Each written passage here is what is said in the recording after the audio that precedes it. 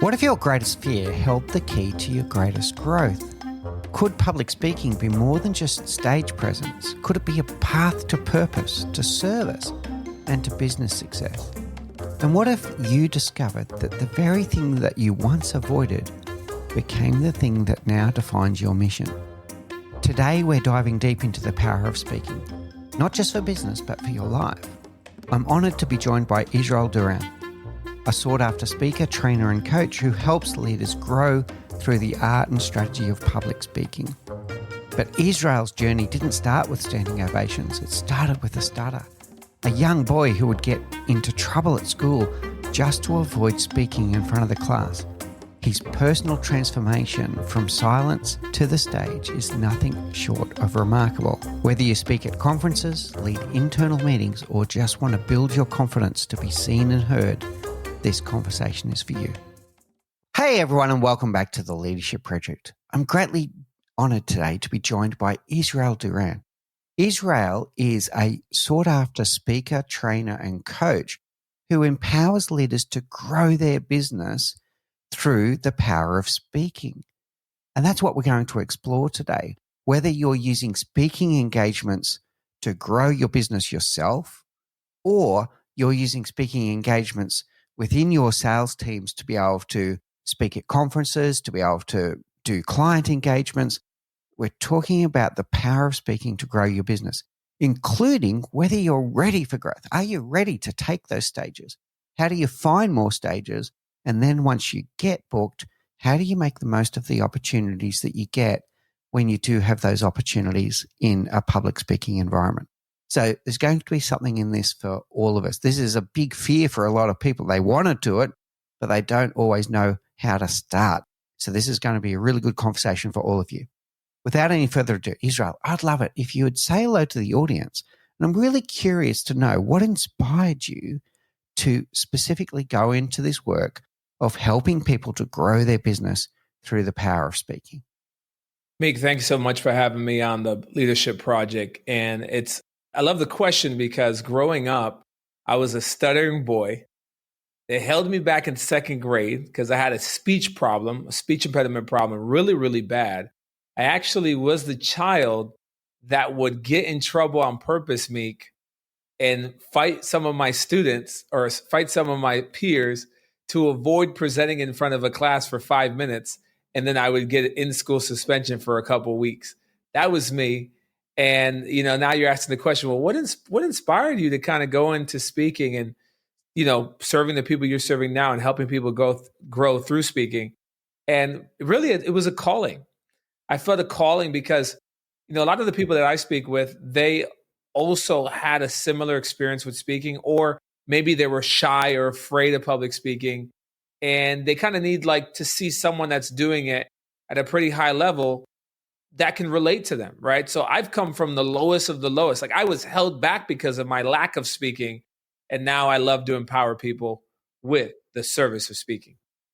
Oh, that's brilliant, Israel. It's funny the lengths that people will go to avoid something that they've got some hidden fear about, and the disruption that you're talking about. I was just reading a story about the same thing the other day. Picture yourself in a classroom and everyone is about to read a passage from a book, and there'll be that one kid who starts playing up just before the round robin gets to them. Now, what does that tell you? There's something there that they haven't addressed. So I'm curious, what did you learn through that inspires you today? I learned that everyone has a voice. See, I had a voice, but I didn't know what my voice was because I didn't have identity. You see, a little quick backstory on me. When my dad, back in 1993, my dad, his name is Domingo Duran, he was having a bunch of chest pains on his left side. And my mother, who was a doctor in Dominican Republic, who immigrated over to the U.S., who wasn't able to transfer the license, though, because of the English barrier, she told my dad, she's like, hey, dude, you need to go check yourself out at the ER or check yourself in because you're having these chest pains. This is not good. So my dad listened to her. He went to the ER and he spent Meek about 3.5 hours at their emergency room at the local hospital here. And when he spent 3.5 hours, for whatever reason, Meek, he just went back home, either whether he got impatient or, they said it didn't attend him at the time because there were more pressing issues other than what he was going through. And my dad went back home. And unfortunately, my dad had what the medical community call a STEMI. My dad had a massive heart attack and my dad died alone. My mom found him in that condition, a very traumatic experience for my mom. And I, Israel David Duran, I was only about 3 months when my dad passed. So I grew up with that void. I grew up with many voids in my life, and I made all the wrong mistakes. But it's relevant to the conversation, Meek, because of those voids. I wanted to find my voice through my dad, but I actually found my voice through the voids that I had in my life. And then I found my vision as well. So I teach people today, I'm like, hey, Israel, I need to find my voice. I really need to get clear on my voice. I'm like, well, before we find your voice, tell me what your vision is. Because your vision will always determine your voice. But your vision is determined by the voids that you see in the world. And that's exactly the case for me. And it's exactly how we teach and how we empower other people that we work with. But it really does start with understanding your vision and understanding the voids.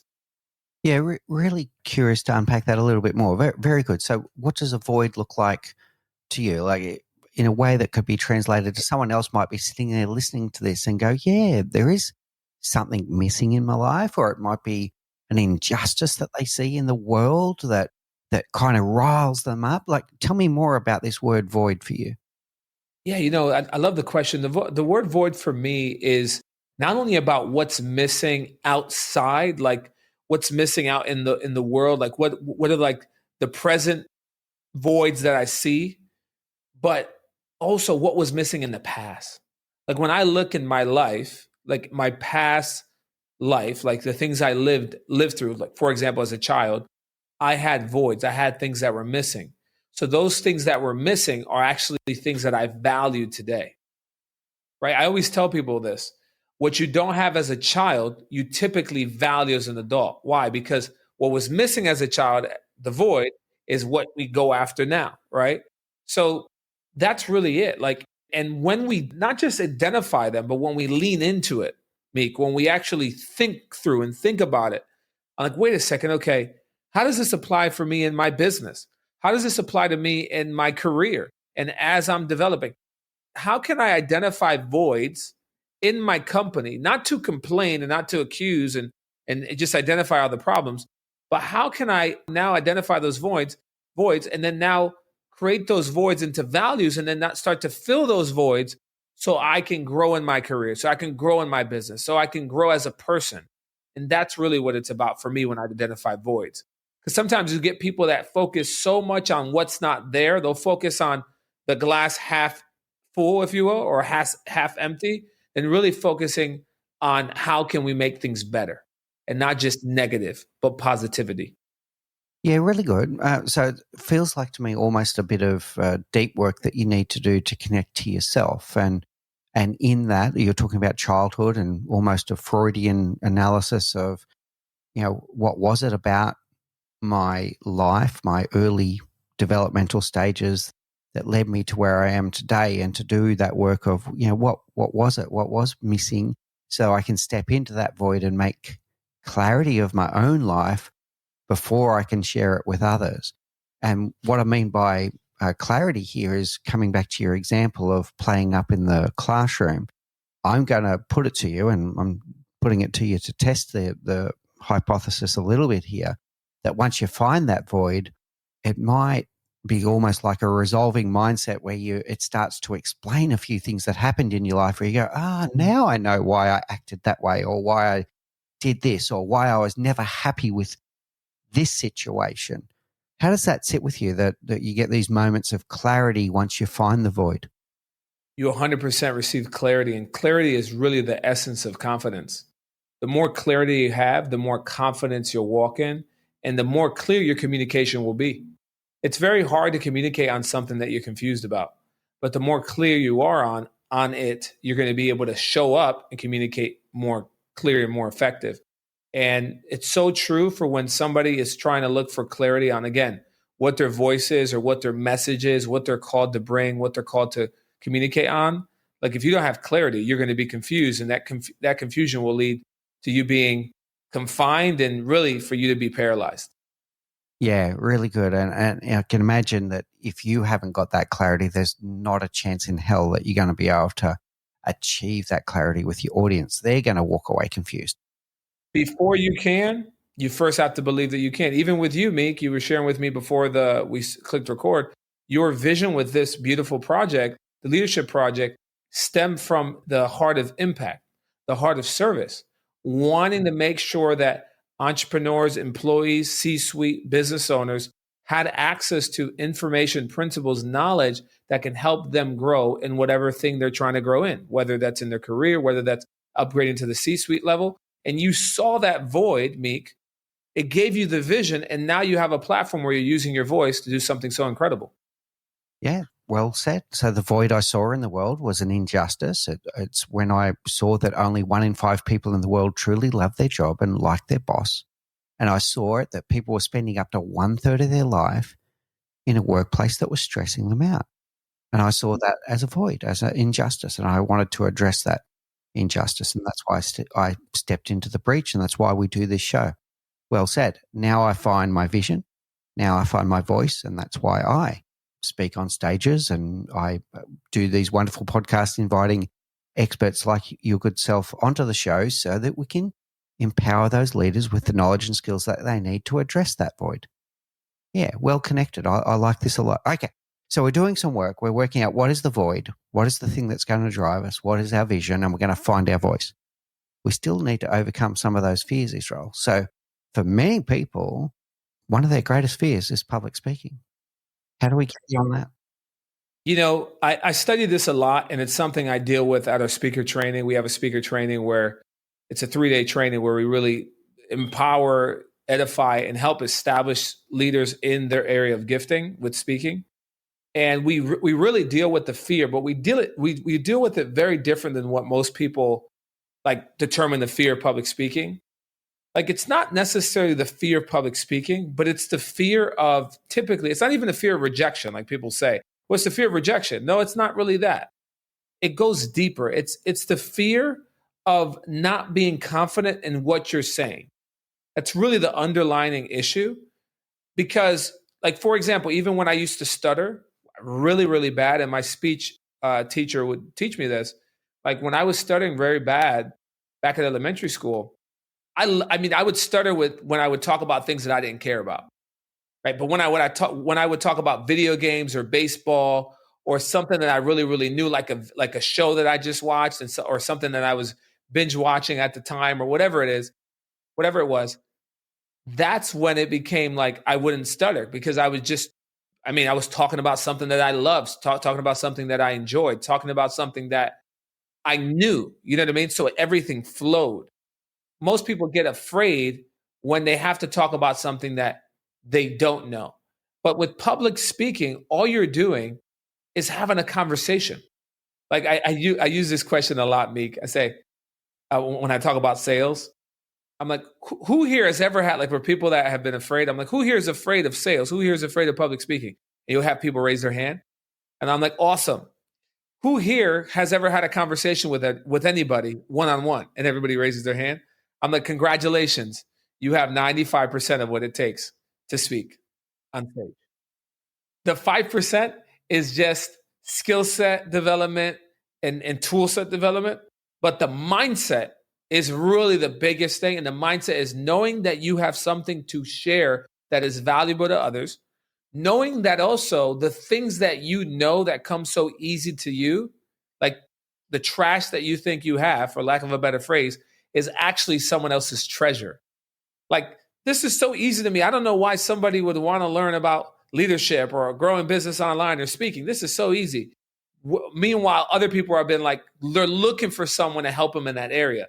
So understanding that people actually want to hear what you have to say, and you leaning into that can help to also alleviate the fear perception of I have fear of public speaking.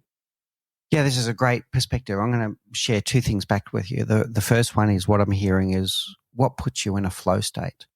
What puts you in a flow state? Where does that passion come from? And I'll come back to that in a moment. And then the second part is we underestimate the things that come really natural to us.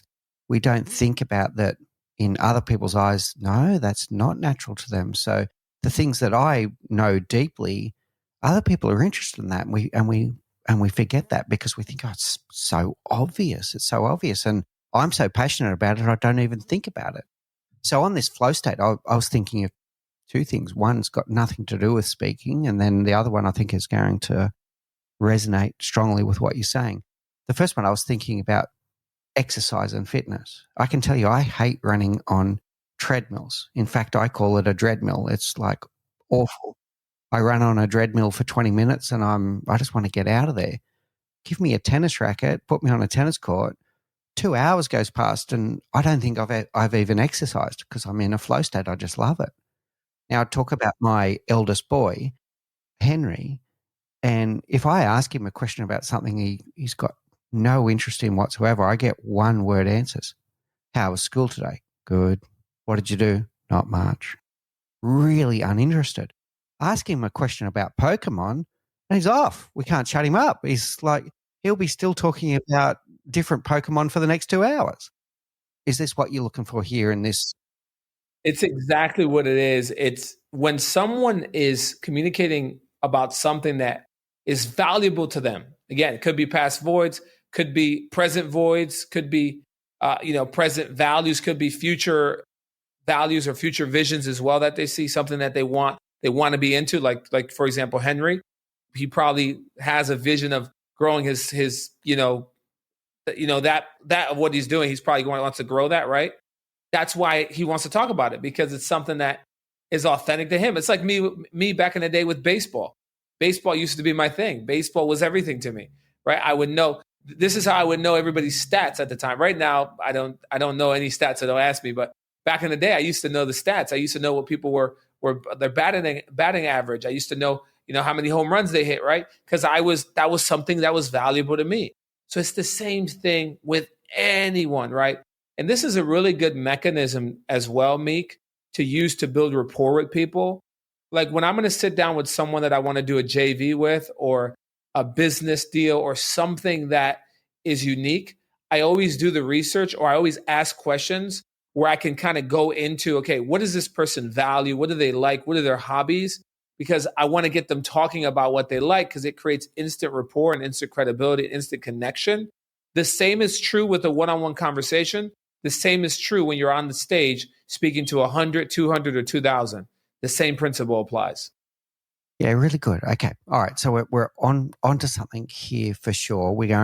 I almost feel like it's a mini ikigai, but designed around where we're going to go with our speaking. So what do we love doing? What brings us joy? What puts us into a flow state where time would become immaterial? I'm so immersed in this conversation with Israel that it doesn't matter. The whole world can fall around me. That's the void. That's the topic. What are you passionate about? It's going to be something that you're then going to be good at, something that you got something to share with the world. Then there's what can I be rewarded for? Well, you can be rewarded from this engagement. And then what does the world need? The world needs you. The world needs you to find your voice. You've become a specialist at this, whether you noticed or not. You became a specialist, and the world needs you to share that with the world. Okay, how do we then convert that passion, that void, that passion, that vision? How can we convert that into the clarity that's needed to cut through with an audience? Because I'll use the same topic again. If you got me to stand on stage, I could talk about cricket for 2 hours, and there's not everyone wants to know a 2-hour speech on cricket. They want to know the 3 most important things. How do I condense this world that I now have, this developed knowledge that I have around this topic? How do I get it down to a codified message? I'll give one of a quotes. I'm probably going to get this wrong, but a famous Mark Twain quote that says something along the lines of, I wanted to write you a short letter, but I didn't have time, so here's this long one. How do we convert all of that knowledge into something condensed that we can speak on a stage about? The answer is the Service of Speaking framework. It's the exact proprietary system that we've been using for literally the last 9 years We launched it in 23 because I was using it privately for myself and my private clients. And that's how we do it.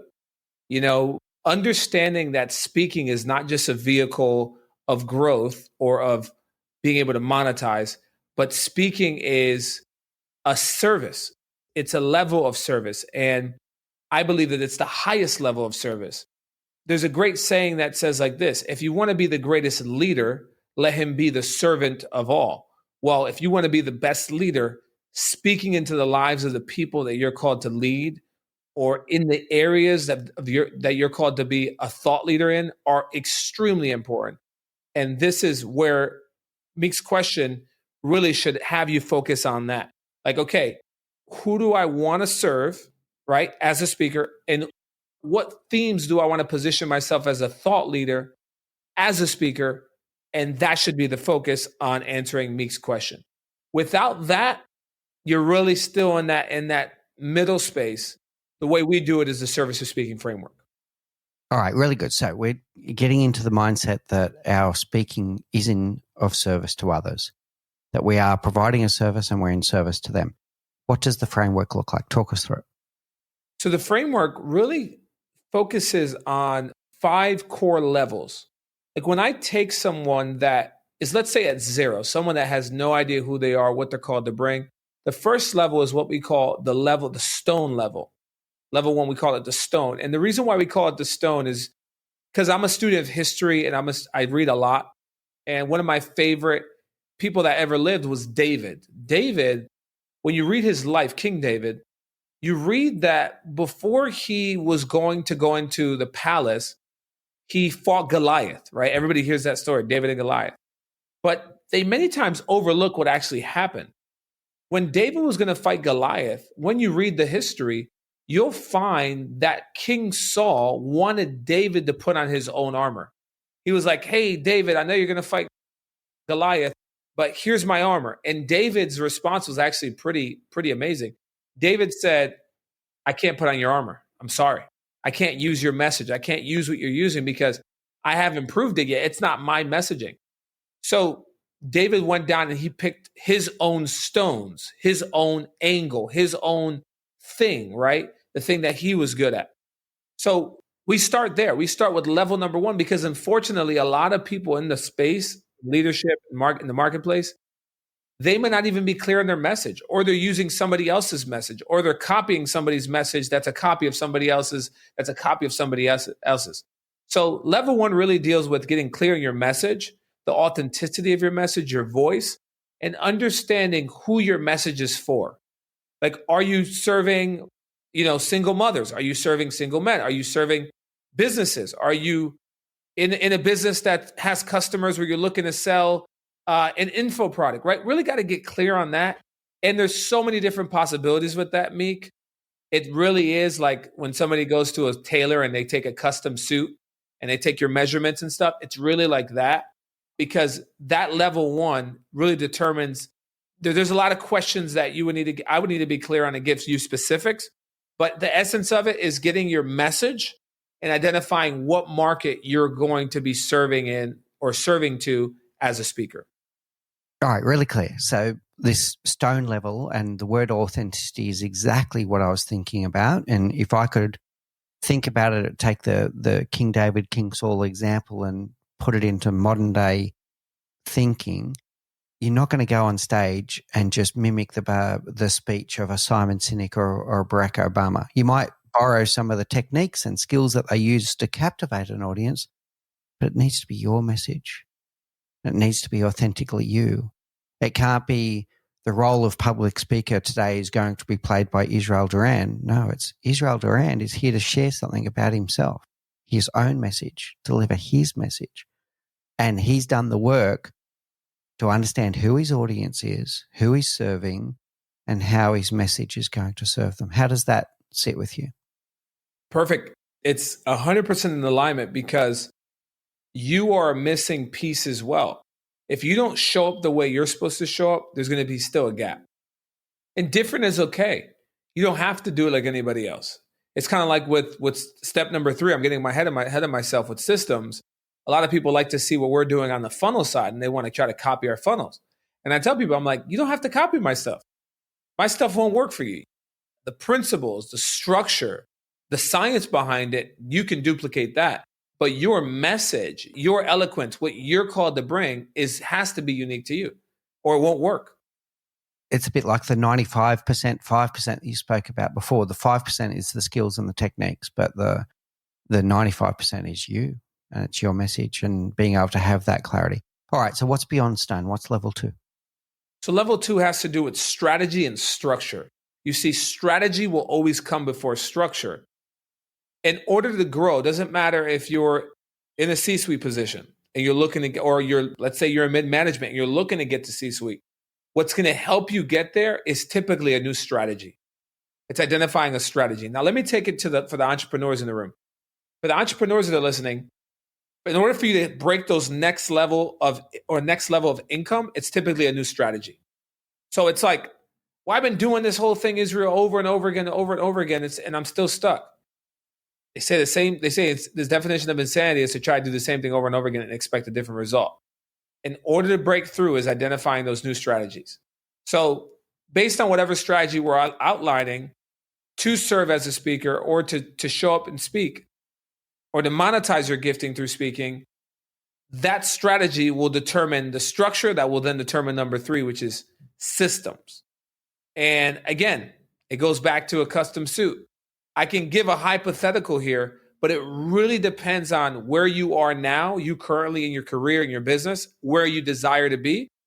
Though me having clarity to those 2 questions, then I can give you, this is a strategy that will help you to jump from A to B.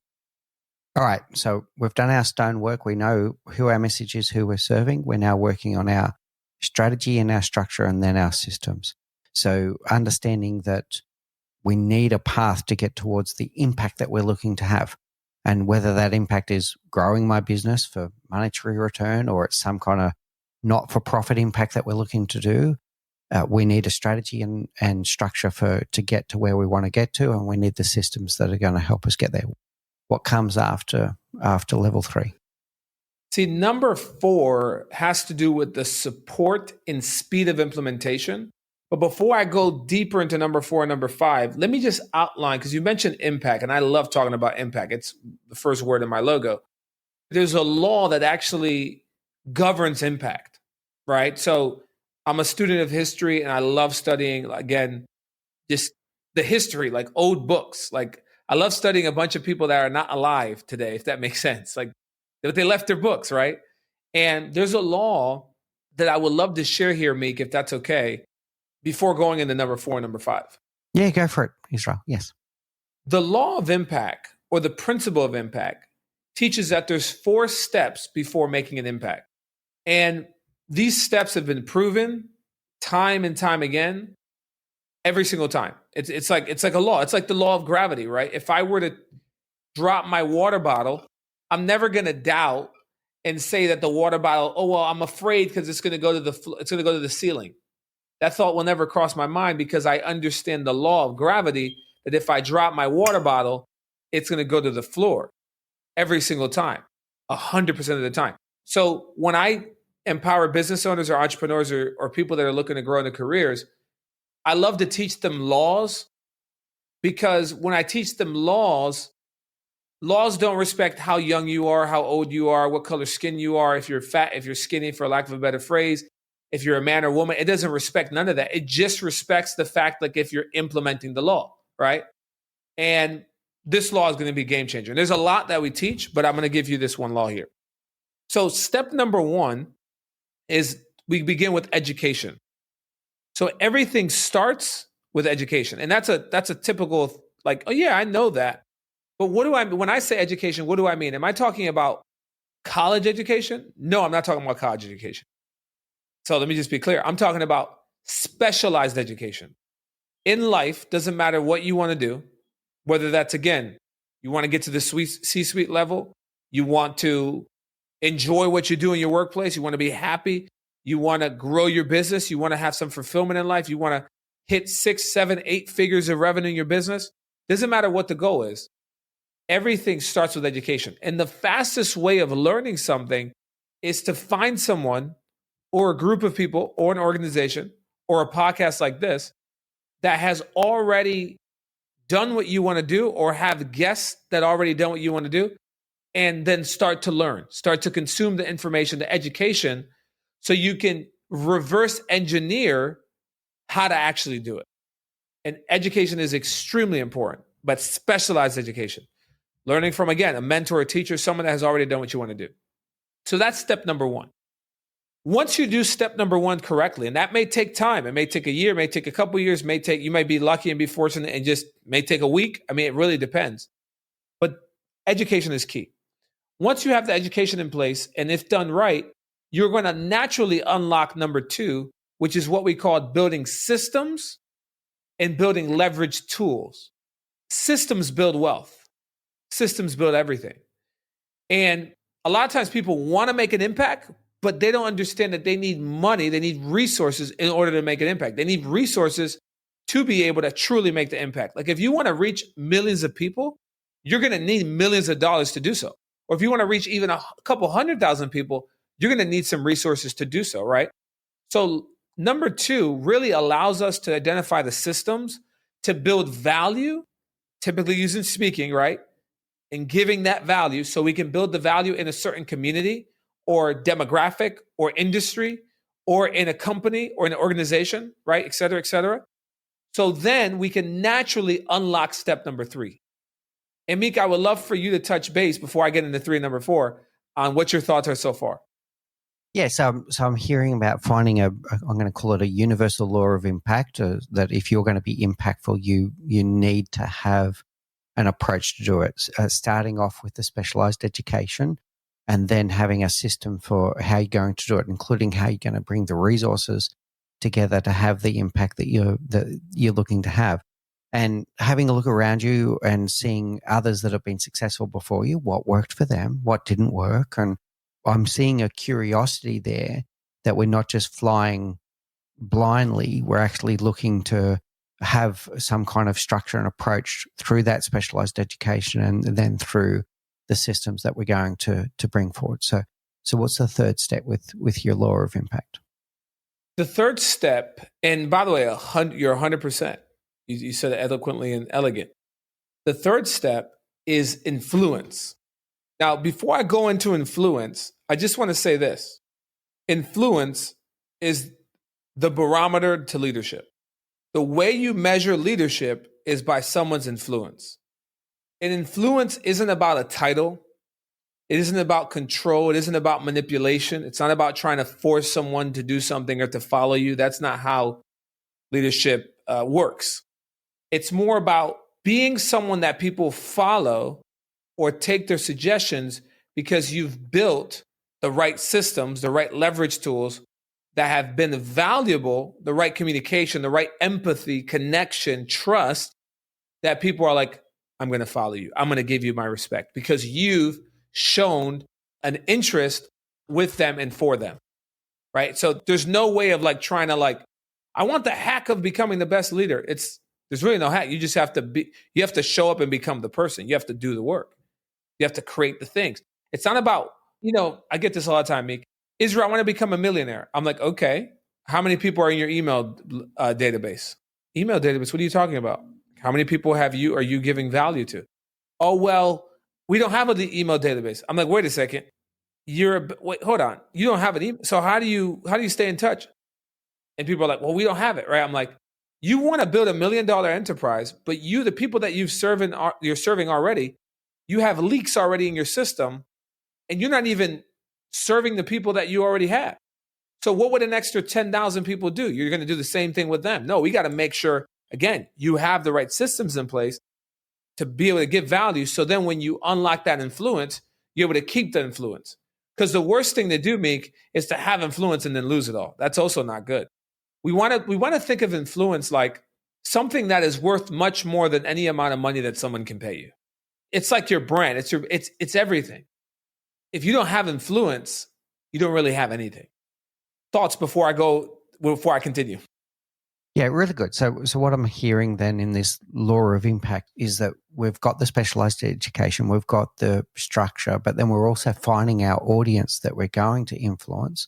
So we've captivated an audience, we've built trust with that audience, and now we're going to inspire them into meaningful action around our message. And inspiring them is because they do trust you, but also because you're cutting through with your message and with your structure in a way that inspires them into meaningful action because they wanted to do it, not because they were told to do it, but they truly wanted to do it. You've influenced their behavior because you've built that trust with them around your message and around your structure. How does that sit with you?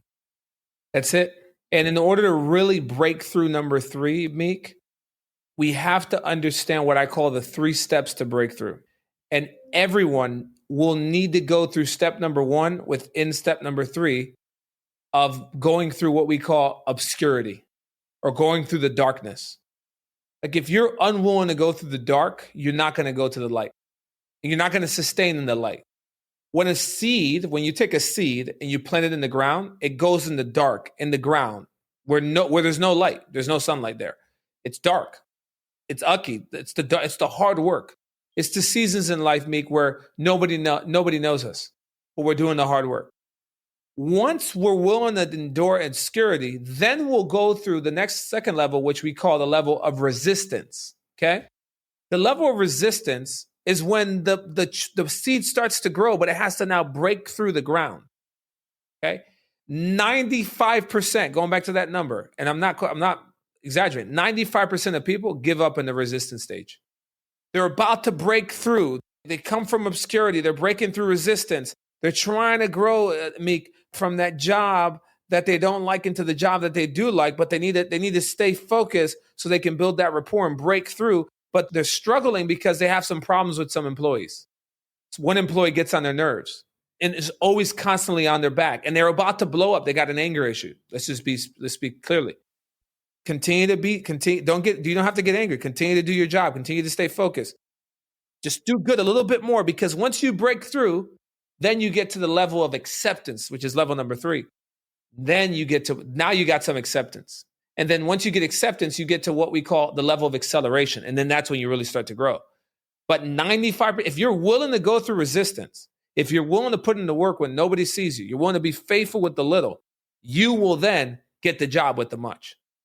So that's how we unlock influence. The problem with people, Meek, is that we live in a generation here in the States, we call it the microwave mentality, the MM, and not the millionaire mindset. It's the microwave mentality. People want everything fast and they want it now. Doesn't work that way. Good things take time. And if you want things to last, you got to be willing to go through the process and not cut corners. All right, let me share what I'm taking away from this, Israel. First of all, the stages, the obscurity, the resistance, the acceptance, and the acceleration. It makes a lot of sense to me, and I'm going to unpack it a little bit more in a moment. The other thing I'm picking up here is about this wanting to go faster and missing the opportunities that are coming along the way. And this is what I'm going to talk about. And I think where some of that impatience to go faster comes from is probably from comparison syndrome. We see other people's mastery or even someone else's messy middle, and we start comparing ourselves to, why can't I speak like Barack Obama again? I'll keep on using him because I think he's an amazing orator, but why can't I speak like Barack Obama? Well, you're just starting. Give yourself a bit of a chance. Now, what do I see as the opportunity? I think there's an opportunity in that obscurity, Israel. So if you do have a fear of being judged around your speaking, make the most of that period of obscurity where no one's watching to master your craft, get better at it. Then I think when you get to the resistance, what I was picking up is, I'm going to say the resistance is going to be mostly in your own mind. It's mostly going to be your own limiting beliefs that hold you back from the breakthrough.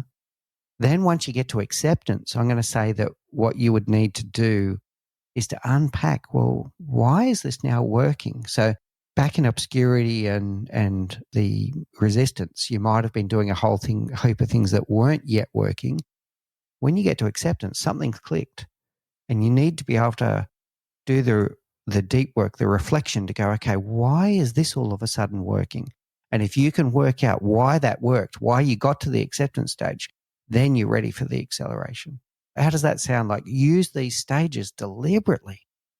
That's how it works, because when you're able to reverse engineer how something's done, you're able to teach others.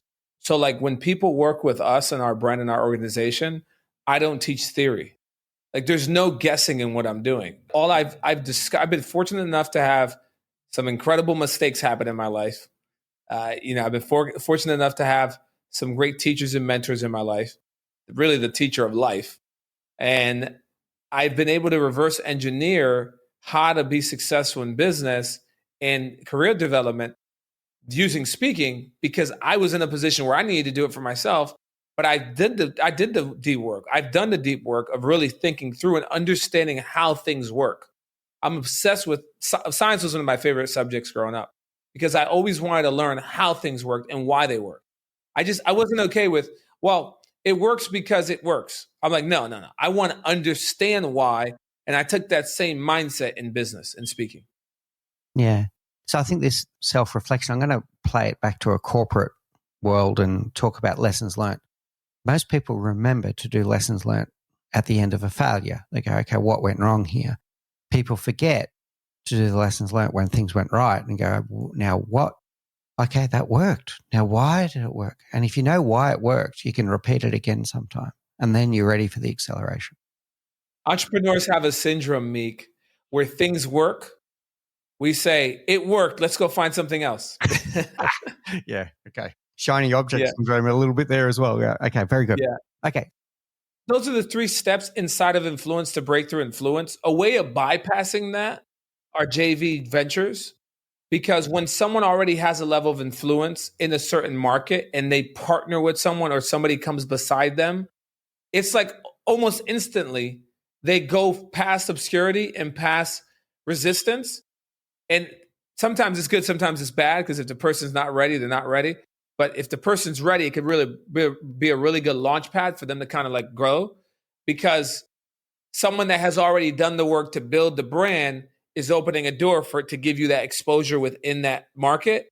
And that could save a lot of time, right? So JV ventures are huge. And then step number 4 to finalize the principle of impact is monetization. Once you have that influence, then you monetize. Those that try to monetize before influence don't last. Yeah, it's clear. You haven't captivated an audience, so how are you going to monetize that? Yeah, really good. Okay, so we went on a bit of a interesting tangent there with your law of impact and educating ourselves, structuring ourselves, developing the influence, and then the monetization and the mini steps. I thought it would be a lot of value to the listeners, because in the Service to Speaking framework, that was a framework that I developed over 9 years.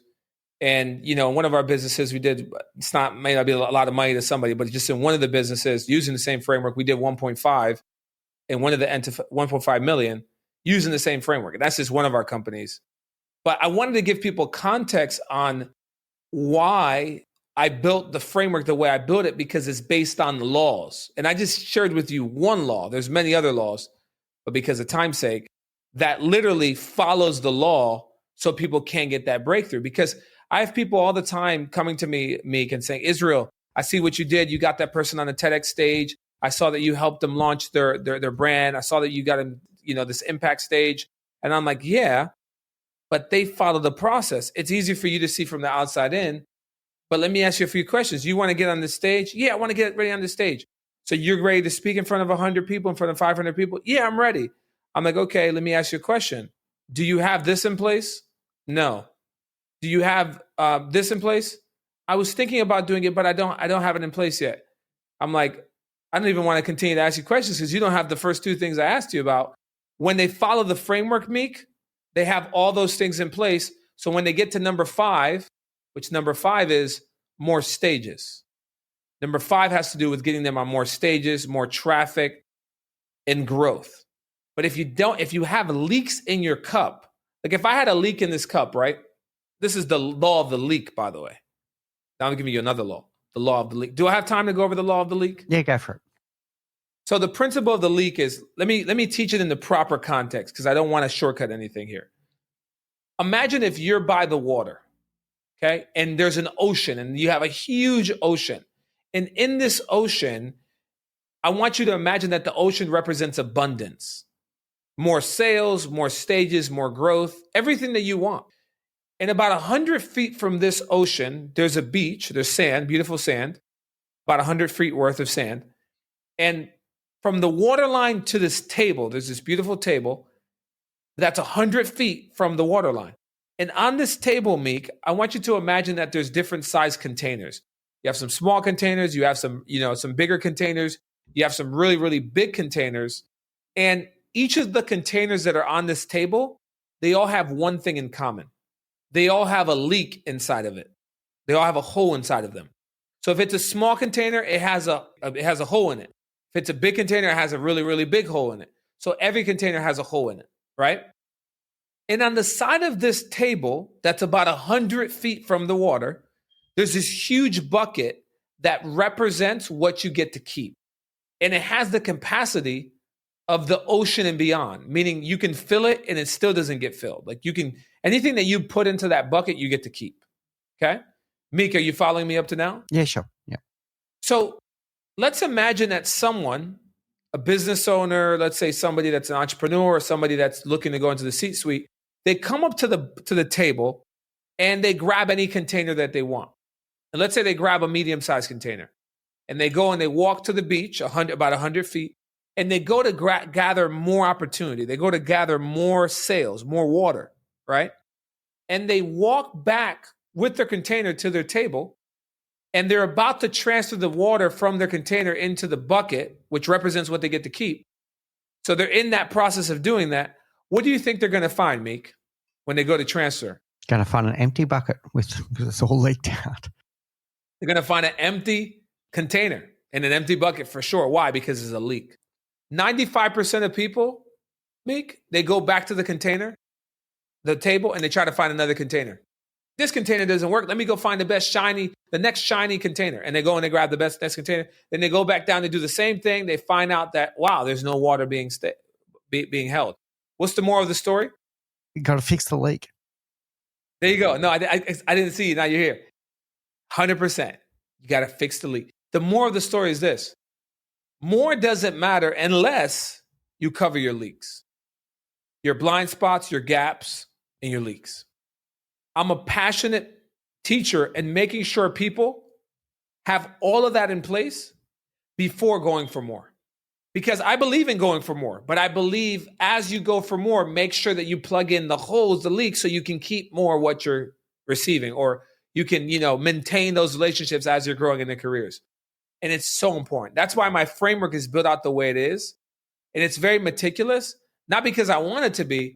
It's just that's the way that people succeed. When people follow my framework, they're following literally 17 different laws without them even knowing. And that's why it works. It works because I'm implementing universal laws and I'm teaching people how to do the same. All right, excellent, Israel. We are running short on time now, so you've given us a lot to work on. And to me, the number one message in all of this, we said it at the start in the introduction, was, are you ready? And if you haven't done the work, you're not ready. And it's okay to practice a little bit along the way whilst you're in your stage of obscurity, etc. But make sure you're paying attention and you're making the adjustments, fixing the leaks. Make sure you're making the adjustments before you can truly say that you're ready for the acceleration that will come and then potentially monetization at the end. Really good, Israel. I want to take us now to our rapid round. These are the same 4 questions we ask all of our guests. So what's the one thing you know now, Israel Duran, that you wish you knew when you were 20? The one thing that I wish I knew when I was 20 is that there's a gift inside of me and it was just waiting for me to get it out. So my encouragement to you is discover your gift, discover your voice, and begin sharing that gift in your voice. I think that's powerful in everything you've shared with us today about finding the void, but then also about picking your stones. Like if you think about your level 1 that you spoke about before with King David versus King Saul, don't wear someone else's suit. Find your suit. All right, really good. What's your favorite book? Favorite book is the Bible. And I know that probably is like a check mark, right? But that really is. And to be fair, the Bible does have 66 different books. So one of my favorite books within the Bible, I really love the book of Proverbs because the book of Proverbs has 31 chapters. So you could read one every day and it's a book about wisdom. It gives you life wisdom, business wisdom, and financial wisdom, and relationships wisdom, which is stuff that we all need. And it's really a powerful book. Yeah, really good. Okay. What is your favorite quote then? My favorite quote is this: your last success is your worst enemy. That was from Dr. Miles Monroe, one of my mentors. He passed in 2014. Yeah, good one. That's powerful also with what we're talking about today as well. And finally, Israel, how do people find you? If they're curious about what we've discussed today and they want to do the work, how do they find you? You know, Meek, I wanted to give a gift to your audience that I typically charge for, because I believe that you shouldn't give anything away for free unless it's worth paying for. That's just the way my philosophy is. So with your permission, I would love to give the audience, for those that are listening and they're getting some value out of what we're sharing, and they want to kind of like maybe go through a process on learning how they can identify their leaks or their blind spots or their gaps, and really kind of like get clear on what their custom thing is. We have a guide that's called the Online Business Blueprint that really takes you through identifying what your gaps are, like in really making sure that you're ready for more. And all you got to do to receive it, because you're listening in, is you find me on Instagram. You can find me on Instagram by going to israelduran.com and just clicking on my Instagram social media link. You find me on Instagram and you want to direct message me. This is very important, because if you don't direct message me like this, you're going to get the page to actually pay for this. And I don't want you to pay for this because, you're on Meek's podcast here. So make sure you use this keyword. You want to use the Leadership Project, all one word. If you DM me that word, can't have any spaces in between, the Leadership Project. Because of Meek, we'll go ahead and give that to you at no cost, and you'll have that as a resource available for you instantly when you DM me the word, the Leadership Project. Thank you, Israel. It's very kind of you, and I encourage the audience to go ahead and do that. So that brings us to a conclusion. Israel, I want to thank you for sharing your gift with us today, the gift of your time, the gift of your wisdom, and giving us an insight into your framework that is helping people to get ready and to get ready for growth. Thank you so much. Thank you. That was Israel Duran. And what a powerful reminder that your voice matters. If you've ever hesitated to speak up, if you've ever felt that inner critic whispering you're not ready, or if you've been sitting on a message that the world needs to hear, let this episode be your sign. It's time to rise. It's time to speak. It's time to lead. Israel's story shows us that our biggest growth often lies just on the other side of fear, and that when we speak with purpose, we don't just grow our business, we transform lives. In the next episode, I'll be sharing my own thoughts about overcoming the fear of public speaking and some tips on how you can progressively get better at the craft. Thank you for listening to The Leadership Project at mickspears.com. A huge call out to Faris Sadek for his video editing of all of our video content, and to all of the team at TLP. Joanne Goes On, Gerald Calabo, and my amazing wife, Say Spears. I could not do this show without you. Don't forget to subscribe to the Leadership Project YouTube channel, where we bring you interesting videos each and every week. And you can follow us on social, particularly on LinkedIn, Facebook, and Instagram. Now, in the meantime, please do take care, look out for each other, and join us on this journey as we learn together and lead together.